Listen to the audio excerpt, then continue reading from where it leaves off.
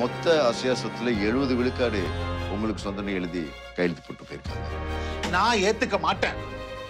இப்ப திடீர்னு எங்க அம்மா இறக்கிறதுக்கு 3 மாசத்துக்கு முன்னாடி உயில மாத்தி எழுதி இருக்காங்கன்னு அவன் கொண்டு வரான். அவன் மட்டும் தான் பக்கத்துல வரான். உயில்ல எஸ்டேட்டோட எவ்வளவு பங்கு உங்களை வந்து சேரணும்னு ரொம்ப தெளிவா எழுதியிருக்கு. இதை யார் எதிர்த்தாலும் நம்ம ரொம்ப சுலபமா தகர்த்தெறிச்சிடலாம்.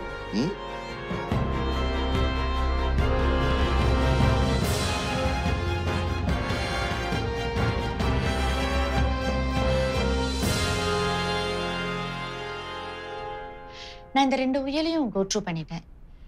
8 வருஷத்துக்கு முன்னால உங்களுக்கு அடியில எழுதப்பட்ட உயலுக்கும் இப்ப சமீபத்துல எழுதப்பட்ட உயலுக்கும் நிறைய மாற்றங்கள் இருக்கு.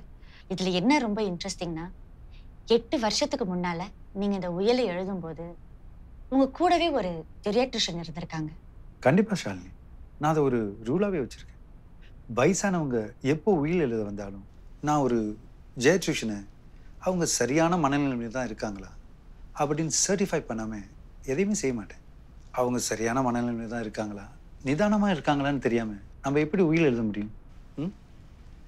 என்னை பொறுத்த வரைக்கும் இட்ஸ் அ மஸ். ஆனால் 2வது முறை உயில் எழுதப்படும் போது அப்படி யாருமே இல்லை.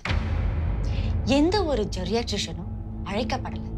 இன்ஃபேக்ட் இதுக்கு சாட்சி கையெழுத்து போட்டதே துரையும் நென்சியும் தான். ஷாலினி, நீங்கள் எதுக்கும் மிஸ்டர் சுகனேஷோட ஃபாலோ பண்ணுங்க. அவரோட அம்மா மிஸ்ஸஸ் பெரியசாமிக்கு ஏதாவது நோய் இருந்ததான்னு கேளுங்க.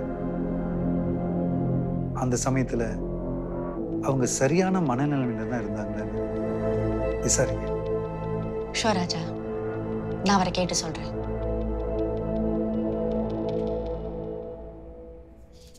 கீதா, பாத்தியா கல்யாண பத்திரிக்கை சாம்பிள்ஸ்லாம் வந்திருக்கு. இதுக்கு எது பிடிச்சிருக்குன்னு சூஸ் பண்ணு. நம்ம மோகன் மாமா இருக்கார்ல, அவர் தான் வந்து கொடுத்துட்டு போனாரு. அவர் பையன் கல்யாணத்தப்போ பிரிண்ட் பண்ணப்போ வந்ததான். பாரு, இது நல்லா இருக்குல்ல?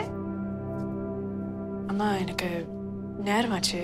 காலையில் நிறைய வேலை இருக்குமா, நான் அப்புறமா உங்ககிட்ட வந்து பேசுறேன். என்கிட்ட பேசுறது இருக்கட்டும், மாறன் தம்பி கிட்ட பேசுனியா? கல்யாண நாள் முடிவு பண்ணீங்களா?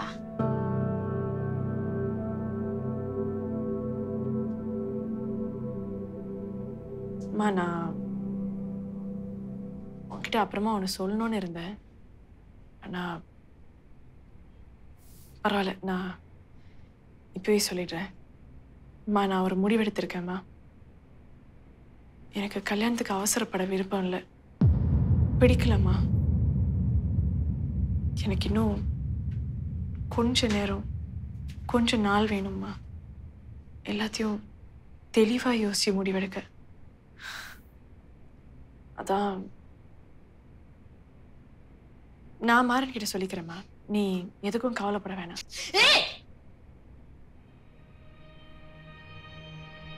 நீ என்னடி உன் மனசுல நடிச்சிட்டு இருக்க? அவ்வளவு பெரிய ஆளாயிட்டிய நீ? எங்க எண்ணத்துக்குலாம் எந்த மதிப்பும் இல்லைல்ல? நீயா அவசரப்பட்ட ஒரு முடிவெடுத்து எல்லாரையும் குழப்பி நம்ம குடும்பத்தை அவமானப்படுத்திட்டியா? இவ்வளவு தூரம் வந்ததுக்கு அப்புறம் இன்னும் என்னடி இருக்கு முடிவெடுக்க? இதுல என்னமா இருக்கு அவமானம்? நான் ஒன்னும் அவசரப்படலமா. நான் நல்லா யோசிச்சுதான் முடிவெடுத்திருக்கேன். நான் கல்யாணம் வேணான்னு சொல்லலமா. எனக்கு இன்னும் கொஞ்சம் டைம் வேணும்னு தானே கேக்குறேன். அதுல என்னமா இருக்கு தப்பு? மாறன் மட்டும் இல்லம்மா, நான் வேணும்னா அவங்க அப்பா அம்மா கிட்ட கூட பேசுறேன். எடுத்து சொல்றேம்மா. தயவு செஞ்சு நீ என்ன புரிஞ்சுக்கோமா.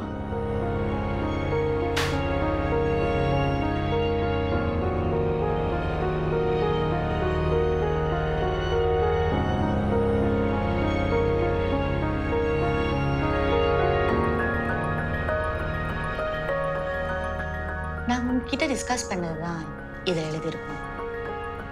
உங்களுக்கு எந்த கன்சர்னும் இல்லைன்னா, எந்த மாற்றமும் இல்லைன்னா, இன்னைக்கே இந்த ரீச் ஆஃப் சம்மன்ஸை உங்க தம்பி மிஸ்ஸஸ் சுதீருக்கு அனுப்பிடலாம்.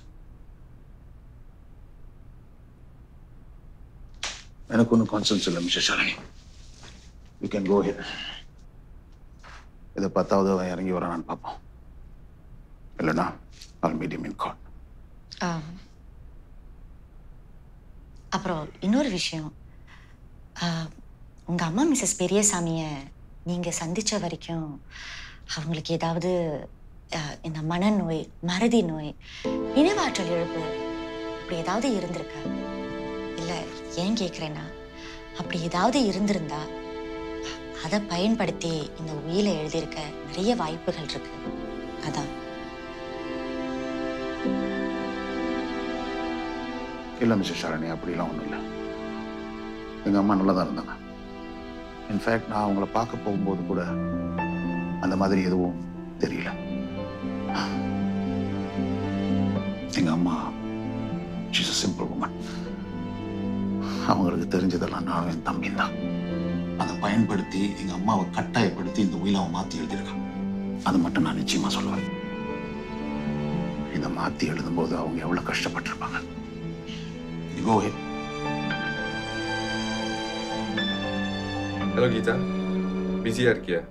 பிஸியெல்லாம் ஒன்றும் இல்லை மரன். நானே ஆஃபீஸ்க்குள்ளே இப்போ தான் நுழையிறேன். இன்னைக்கு ஈவினிங் வேலை முடிஞ்சதும் ஃப்ரீயா மீட் பண்ணலாமா டின்னருக்கு? உங்ககிட்ட நான் கொஞ்சம் பேசணும். கண்டிப்பா.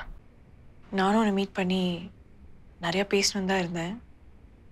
ஓகே, இன்னைக்கு நம்ம இப்போது மீட் பண்ண ரெஸ்டாரண்ட்ல ஒரு 7 PM. என்ன மரன், நான் ஆஃபீஸ்க்கு வர நேரமாக பார்த்து எனக்கு கிஃப்ட் அனுப்பி என் ரியாக்ஷன் எப்படி இருக்குன்னு தெரிஞ்சுக்க கரெக்டாக நுழையும் போது கால் பண்ணுறியா? என்ன சொல்ற கீதா? என்ன கிஃப்ட்? என்ன அனுப்பியிருக்க? இல்லை இதுவும் தெரியாத மாதிரி விளையாட போறியா? என்ன விளையாட்டு இது கீதா? நான் என்ன அனுப்புனேன்? நான் எந்த கிஃப்டும் அனுப்பலையே. நானே உனக்கு ஒரு பெரிய கிஃப்ட். எனிவே, என்ன கிஃப்ட்? உனக்கா? யாருக்கிட்ட இருந்து? எனக்கு இல்லை. சாரி? இல்லை, கிஃப்ட் எனக்கு இல்லை. என் கொலீக்கு அனுப்பியிருக்காங்க. தப்பா என் டேபிள் வச்சுட்டாங்க. அதானே பார்த்தேன். நான் இருக்கும்போது வேற யாரும் உனக்கு கிஃப்ட் அனுப்ப போறா? மாறன், இன்னைக்கு மீட் பண்ணலாம். ஆனா டின்னருக்கு வர முடியுமான்னு தெரியல. கொஞ்சம் லேட் ஆகலாம். நான் டெக்ஸ்ட் மூலமா கன்ஃபார்ம் பண்ணிட்டா? Okay, sure. You have a good day. Yeah, you too. Bye. Bye.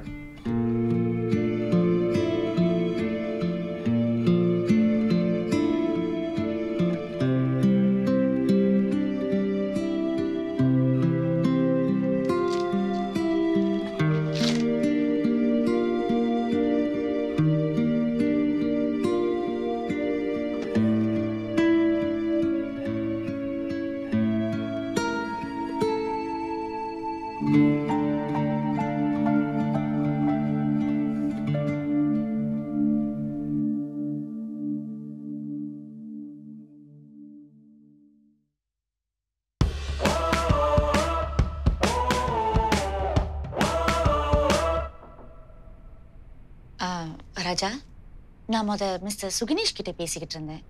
அவரை பொறுத்த வரைக்கும் அவருடைய அம்மா மிஸ்ஸஸ் பெரியசாமிக்கு எந்த ஒரு மறதி நோய், மனநோய், நினைவு ஆற்றல் இழப்பு அப்படி எதுவுமே இல்லைன்னு சொல்றாரு. தம்பி சுதீர் தான் தான் அம்மாவை கட்டாயப்படுத்தி இதை செய்ய வச்சிருக்கணும்னு அவர் உறுதியா சொல்றாரு. கண்டிப்பா தம்பியோட இன்ஃப்ளூயன்ஸ்ல தான் தான் அம்மா விருப்பமே இல்லாம இதை செஞ்சிருக்கணும்னு அவர் நம்புறாரு. அதை நிரூபிக்கிறது தான் கஷ்டம் இல்லையா? ஏன்னா மிஸ்ஸஸ் பெரியசாமி இப்போ உயிரோட கட்டாயப்படுத்தப்பட்டாங்க, இன்ஃப்ளூயன்ஸ் பண்ணப்பட்டாங்க, விருப்பம் இல்லாம தான் இதை செஞ்சாங்கன்னு நாம நிரூபிக்கணும். அப்படின்னா இப்போதைக்கு நமக்கு இருக்கிற ஒரே கிராமம் கட்டாயத்தின் பேர்ல தான் இது எழுதப்பட்டது. அதை தான் நாம நிரூபிக்கணும். ஆமா ராஜா, குடும்பத்தார், நெருங்கியவங்க, அவங்க வீட்டுல வேலை செய்யறவங்க, செஞ்சவங்க, இதை பத்தி தெரிஞ்சவங்க, இவங்களை தான் சாட்சி கூண்டுல நிறுத்தி உண்மையை வெளிக்கொண்டு வர நாம முயற்சிக்கணும். பார்க்கலாம் நம்மால என்ன செய்ய முடியும், பார்க்கலாம்.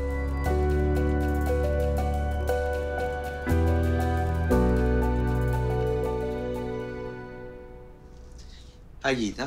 ரகு, என்ன இது புது சர்ப்ரைஸ்? எதுக்கு இதெல்லாம்? சாக்லேட்ஸ்க்கு நன்றி.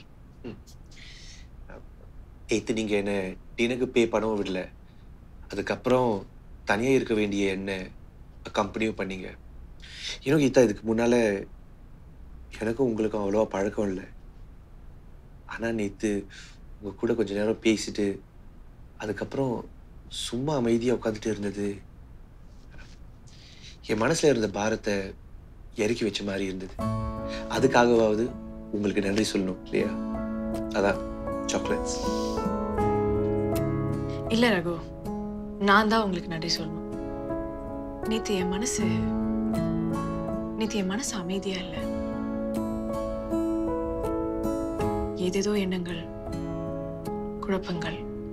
அதான் ஷாலினி என்ன டின்னர் கூப்பிட்டப்ப நான் சந்தோஷமா ஏத்துக்கிட்டேன். அதுக்கப்புறம் நம்ம டின்னர் அங்க அமைதியா உட்கார்ந்து இருந்த அந்த கொஞ்ச நேரம் என் எண்ணங்களை தெளிவாக்க உதவுனுச்சு. சில முடிவுகளை தெளிவா எடுக்க உறுதுணையா இருந்துச்சு. அதனால நான் தான் உங்களுக்கு நன்றி சொல்லணும். இந்த வீக்கெண்ட் நீங்க பிஸியா? இல்ல, ஏன்? ஏன்னா எனக்கு தெரிஞ்ச ஒரு நல்ல ரெஸ்டாரண்ட்டுக்கு உங்களை நான் அழைச்சிட்டு போலாமா? They serve the best fish and chips in town. Battered haddock fillet served with triple cooked chips, butter mushy peas and tartar sauce. Geetha, ரொம்ப நல்லா இருப்பாங்க. And இந்த முறை என்னோட ட்ரீட் உங்களை பே பண்ண விட மாட்டேன்.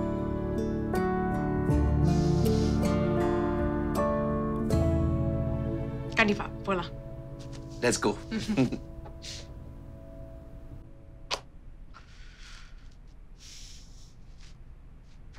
சுதீர், 4 மாசத்துக்கு முன்னாடி நம்ம எழுதின அந்த 2வது உயில், அதை கட்டாயப்படுத்தி அம்மாவை எழுத வச்சிருக்கிறதா குற்றம் சாட்டியிருக்காங்க. அந்த உயிலுடைய வேலிடிட்டியை கேள்வி கேட்டிருக்காங்க. அது மட்டும் இல்லை, 8 வருஷத்துக்கு முன்னால் எழுதப்பட்ட அந்த முதல் உயில் அதுதான் சட்டப்படி செல்லும் அப்படின்னும் சொல்லியிருக்காங்க.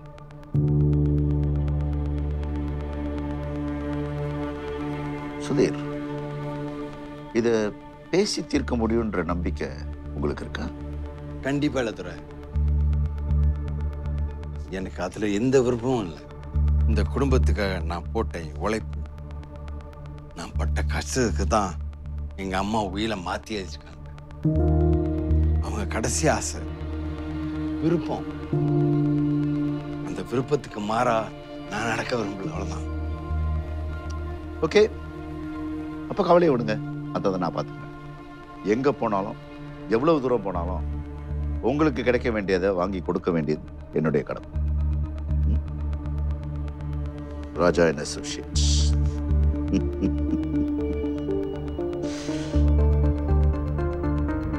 Let's see them in court.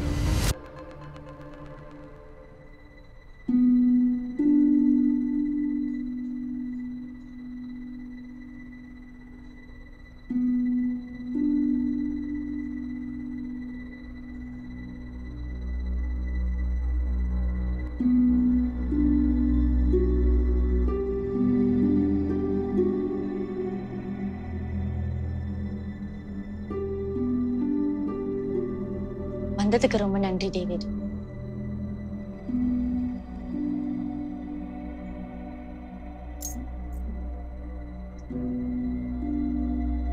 நீங்க சொல்றத கொஞ்சம் சீக்கிரம் சொல்லுங்க. எனக்கு ஒரு கிளையண்டோட மீட்டிங் இருக்கு. சாரி. முதல்ல நானும் கீதாவும் போன முறை அப்படி நடந்ததுக்காக உங்ககிட்ட மன்னிப்பு கேட்டுக்கிறேன். தப்புதான், நாம அப்படி செஞ்சிருக்க கூடாது. அது துரைக்கு தெரிஞ்சு ராஜா வரைக்கும் வந்தது. இந்த சந்திப்பை பத்தி அப்படி எதுவும் வராதுன்னு நான் நம்புறேன். நான் இன்னைக்கு ஒரு லாயரா உங்களை பார்க்க வரல, டிவோர்ஸ் கோ த்ரூ பண்ற ஒரு மனைவியா, அம்மாவா வந்திருக்கேன். என்னதான் எல்லாம் தெரிஞ்சிருந்தாலும் விவாகரத்துன்னு வரும்போது அதை சம்மந்தப்பட்ட எல்லாருக்கும் நிறைய மனவேதனை, வலி, குழப்பம் வரதான் செய்யும். அந்த தருணத்துல அவங்க ஒரு லாயரை நம்பி வரும்போது அவங்க எதிர்பார்க்கறது எல்லாமே நாம அவங்களுக்கு ஒரு நல்ல வழிகாட்டியா இருப்போமேனு தான். அப்படி நம்பி வரவங்களை நம்முடைய தனிப்பட்ட லாபத்துக்காக அவங்கள தவறா அழிச்சிட்டு போறது, வழி நடத்துறது ரொம்ப தப்பு. என்னதான் இருந்தாலும் அவங்க 2 பேருமே ஒரு காலத்துல சேர்ந்து வாழ்ந்தவங்க. பிரிய வேண்டிய சூழ்நிலை வரும்போது அது கண்ணியமா இருக்கணும். அதை உறுதிப்படுத்த நாம சரியா நடந்துக்கணும்.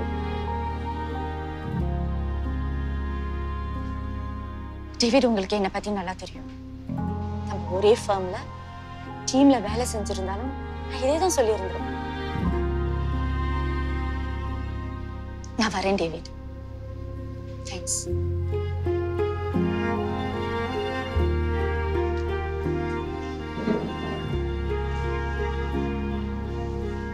கொஞ்சம் இல்லைங்க ஷாலினி.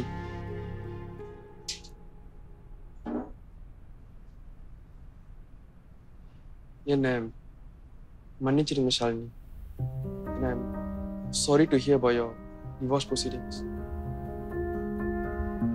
இங்க தேடி வந்து எனக்கு கொடுத்த இந்த அறிவுரைக்கு நன்றி. ஒரு கிளையண்டோட பெர்ஸ்பெக்டிவ்ல அவங்கள பத்தியும் சிந்திக்கணும்னு நீங்க சொன்னது ரொம்ப உண்மை. நான் கண்டிப்பா அப்படி நடந்துக்கிறேன். Thanks David. நான் வரேன். டேக் கேர் பண்ணுங்க ஷாலினி.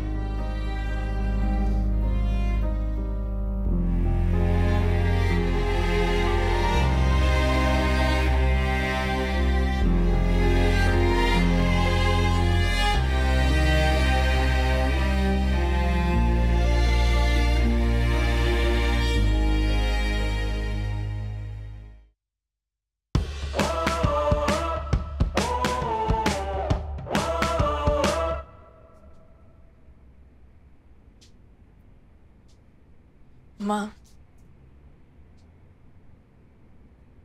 நான் கொஞ்ச நேரம் கீழே போய் மாறனை பார்த்துட்டு வந்துடுறேம்மா.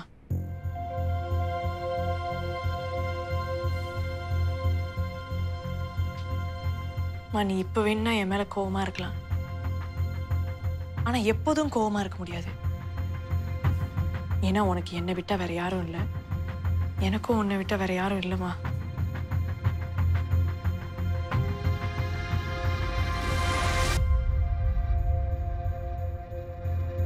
மா, நான் உண்மையிலேயே நல்லா யோசிச்சு எடுத்த முடியுமா இது? எனக்கு கொஞ்சம் டைம் வேணுமா? அதை தான் நான் இப்போ மாறன் கிட்ட சொல்லி புரிய வைக்க போறேன். இப்போ கூட உன் மனசை புண்படுத்தக்கூடாதுங்கிற கவலையில தான் நான் இருக்கேன். மற்றவங்கள பத்தி எனக்கு எந்த கவலையும் இல்லை. ஆனா இப்போ நீயே என் பக்கம் இல்லைன்னா எனக்கு வேற என்ன சொல்றது செய்யறதுன்னு தெரியலம்மா.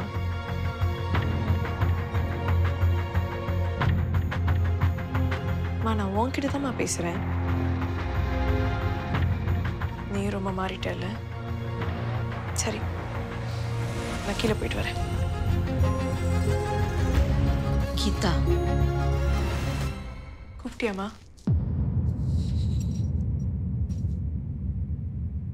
உனக்கு ஏதாவதுன்னா எனக்கு கால் பண்ணு. மாறன் தம்பி கிட்ட நான் பேசுறேன். அவங்க அம்மா அப்பா கிட்ட வேணாலும் நான் பேசுறேன்.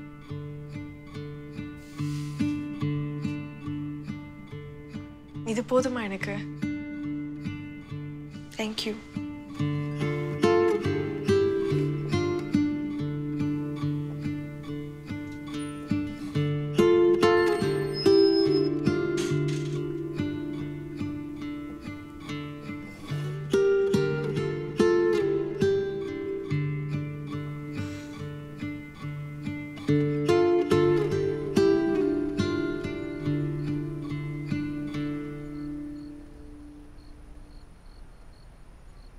என்ன கீதா, அம்மா வீட்டில் இருக்காங்களா?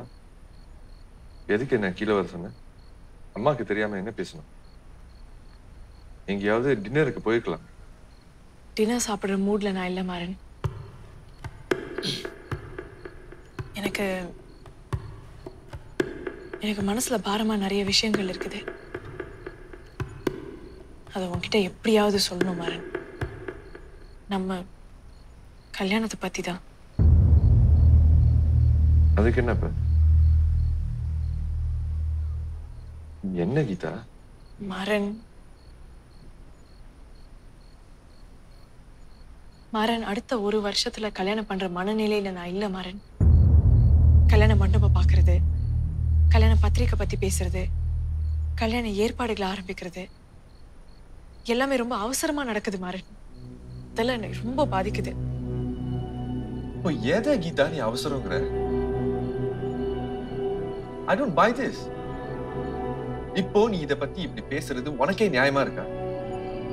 உன்னை சந்திச்சதுல இருந்து என் அப்பா அம்மா இவ்வளவு எக்ஸைட்டடா இருக்காங்க தெரியுமா? ப்ரிப்பரேஷன் தானே பண்றோம். கல்யாணத்துக்கு இன்னும் நிறைய நாள் இருக்குல்ல. இப்போ திடீர்னு எல்லாம் வேணாம்னா? நான் உன்னை வேணான்னு சொல்லல மாறன். உன் அப்பா அம்மாவை வேணான்னு சொல்லல. எனக்கு கொஞ்சம் டைம் வேணும்னு தான் சொல்றேன். நான் கல்யாணம் பண்றதுக்கு முன்னால நான் செய்யறது சரிதான் எனக்கு உறுதியா தெரியணும் மாறன். நீதான் எனக்கு. உன் கூட தான் நான் என் வாழ்க்கையை ஷேர் பண்ணி கடைசி வரைக்கும் வாழணும்னு எனக்கு உண்மையா தெரியணும் மாறன். அதுக்காகயாவது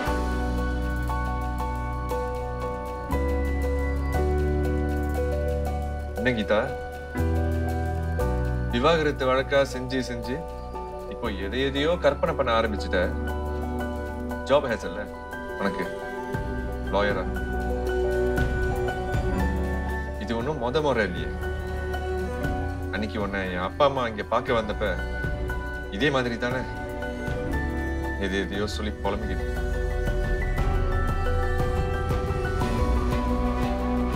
ஆமா மாறன், நான் இப்ப நிறைய டிவோர்ஸ் கேசஸ் செய்யறேன். அது மட்டும் இல்ல, என்னை சுத்தி இருக்கிறவங்க என் கொலீக்ஸ் எல்லாம் பல நல்ல விஷயங்களையும் வாழ்க்கையில இன்னும் என்னென்னமோ இருக்குதுங்கிறதையும் எனக்கு நிறையவே உணர்த்தி இருக்காங்க. அதனால கூட இருக்கலாம். ஆனா இப்ப இதுல நான் ரொம்ப உறுதியா இருக்கிறேன் மாறன்.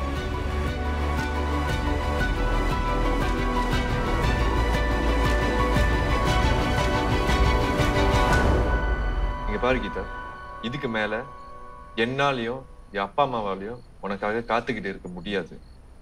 நீயே முடிவு பண்ணு. இது வேணுமா, நான் வேணுமா, இல்ல வேண்டாமான்னு. Simple as that.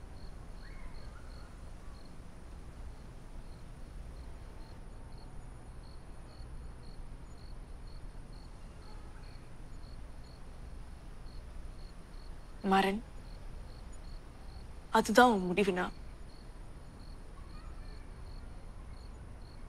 உன்னால இனிமே காத்திருக்க முடியாதுனா